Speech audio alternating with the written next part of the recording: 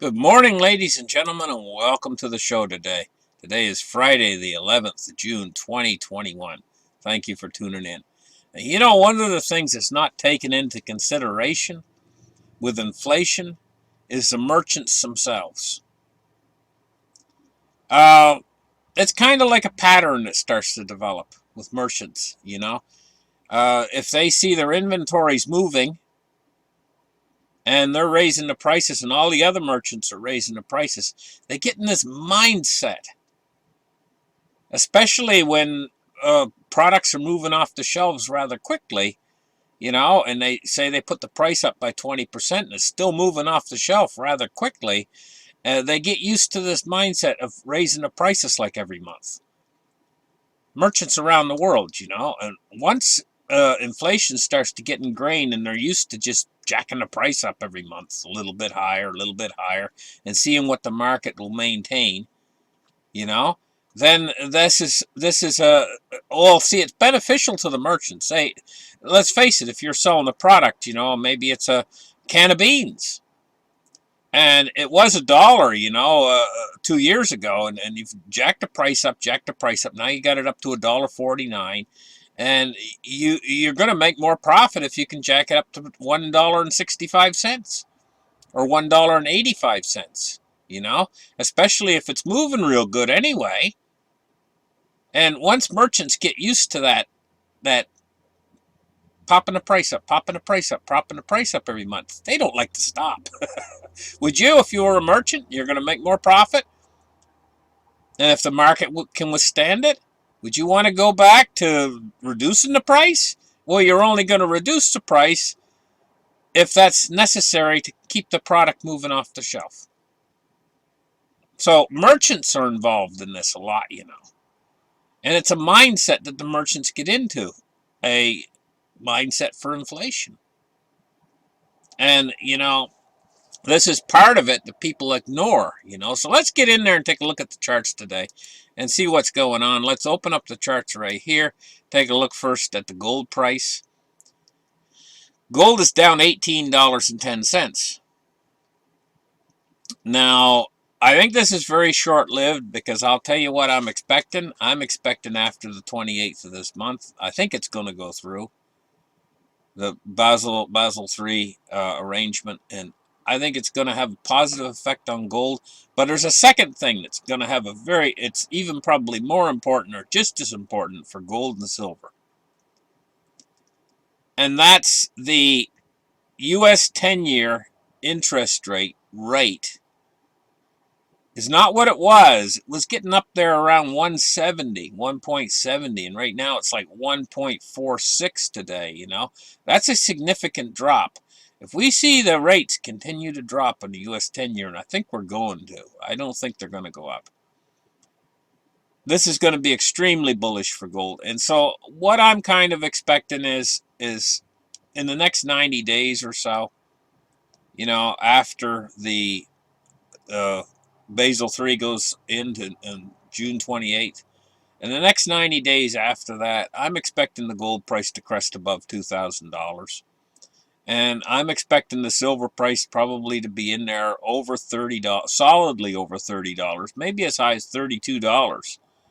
Just in the next 90 days, I'm expecting this to happen, Never forget, we're in a bull market for gold and silver right now. And so we're looking at a gold price today. If it's up $20, it's down $20.10. It's creating a nice buying opportunity for you guys. Maybe you don't have any precious metals. And you guys that do have precious metals, maybe this is a little bit of a buying opportunity for you. Let's take a look at silver now and see what silver's doing. Silver hasn't lost as much as gold today. In fact, silver's up 10 cents. It's at 28.06 today for silver. Silver's in terribly short supply. Trying to find or allocate silver right now, real physical silver, is difficult. And you might not be able to get the coin you exactly want. You might have to settle for something else that's available, in the coins. Like if you go to a particular store, they might be out of certain things. And it's going to get a lot worse, I think. Let's take a look now at cryptocurrency. Cryptocurrency is kind of going along sideways at 1,585 billion. Bitcoin price is at 37,265. We're looking at all these coins together, and the price is stabilized from the big fall it had, Bitcoin was up to over 60,000, like 64,000. Now it's 37,000, None of the fundamentals have changed why the cryptocurrencies have been receiving so much attention. None of that's really changed any. And what's happening is you're finding that this is a reshuffling of the cryptos. An awful lot of people have bought in, with all the excitement and everything.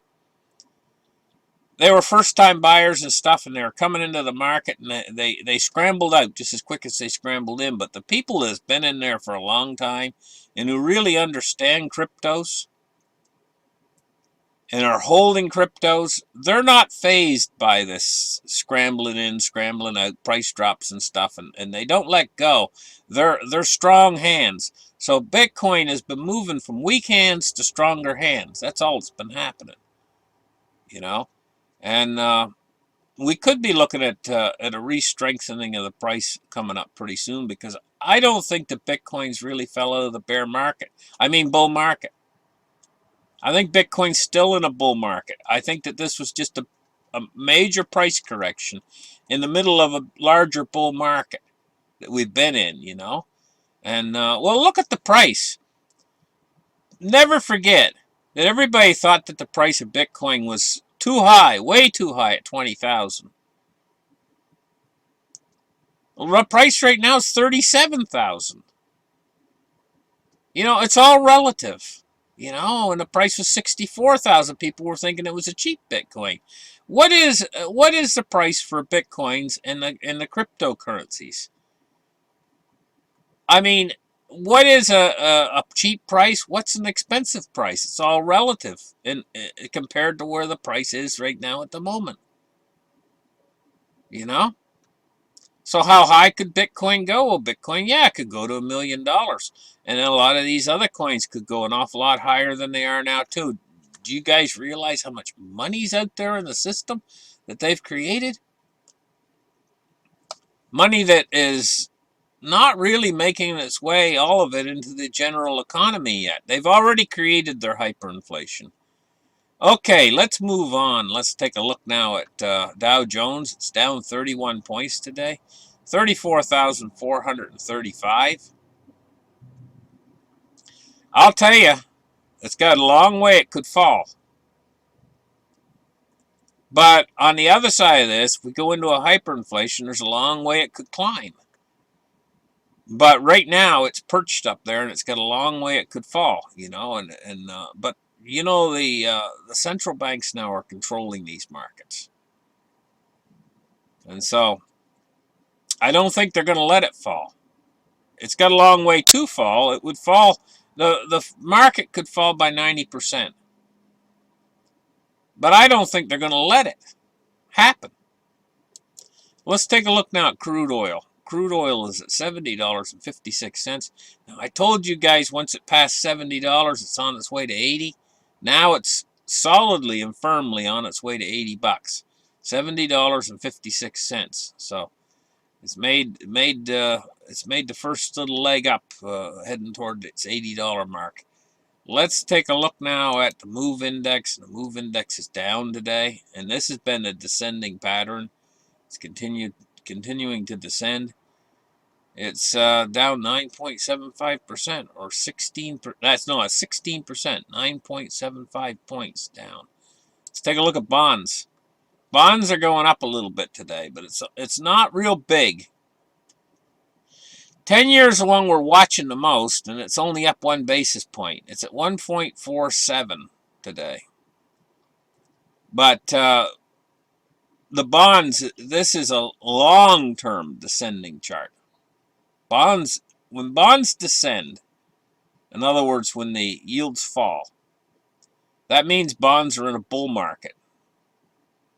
And This is a long-term bull market, a bull cycle that goes back for like 30, 40 years, and it's never ended, and it's continuing, and this is why I was able to predict that bond yields would continue to fall, because if we looked at the long-term chart, you could see it.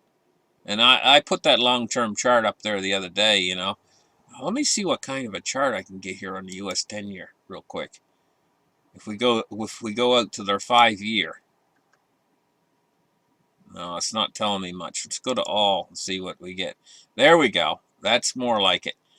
We can see this long-term descending chart if we go out into the all of what their chart shows. Let me pull this chart in a little bit so you guys can see it a little bit better. And you can see, you look at this over the long term, what do you see?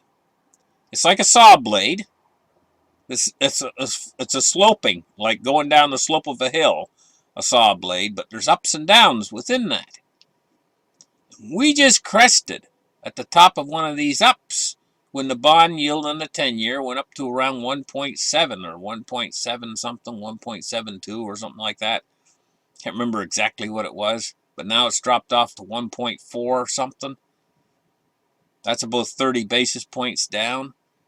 That's because we're just coming off of one of these tooth blades on the saw blade, it's getting ready to go back down to and predicting this, we're probably looking at the bond yield going under 1% on the US 10-year. Maybe 0.98 or something like that. You guys realize how bullish that's going to be for gold? If that happens, that's one of your bigger markers for the price of gold and silver to go up. Right there, and we're probably getting ready for that to happen in the next few months. Keep your eye on this. Okay, now let's take a look at the dollar. And one of the reasons why we're seeing gold go down today is strength in the dollar. The dollar's going up today, and the dollars went up quite significantly today, and it's rising even now. And this is one of the things that's putting a downward pressure on gold today. But you notice how silver's not dropping as much? That's because they're short. Short that they haven't got any inventory. They can't supply of 1,000-ounce silver bars. It's very, very tight right now.